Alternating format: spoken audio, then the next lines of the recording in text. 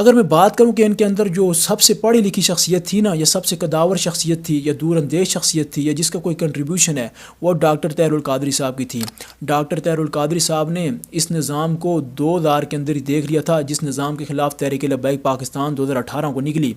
یہ ملک کا سارا سسٹم ڈاکٹر طاہر القادری صاحب آج سے 20-25 سال پہلے سمجھ چکے تھے، اور یہ تمام تر حالات دیکھتے ہوئے، نظام کو دیکھتے ہوئے انہوں نے سیاست سے کنارہ کشی کی تھی۔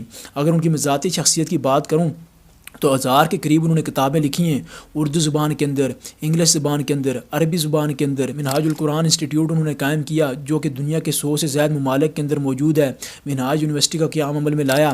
اس کے ساتھ ساتھ Minhaj college for women, Minhaj welfare foundation, اور 600 سے زائد اسکول اینڈ کالجز ہیں جو کہ پاکستان کے ساتھ ساتھ بیرون ممالک کے اندر بھی موجود ہیں۔ مسلم یوتھ لیگ، منہاج پروڈکشن اور اس قسم کی بے شمار خدمات سر انجام دی۔ لیکن ان لوگوں نے کیا کیا کہ ڈاکٹر طاہر القادری صاحب کے اوپر بھی فتوے لگائے کہ یہ بریلویت سے خارج ہے۔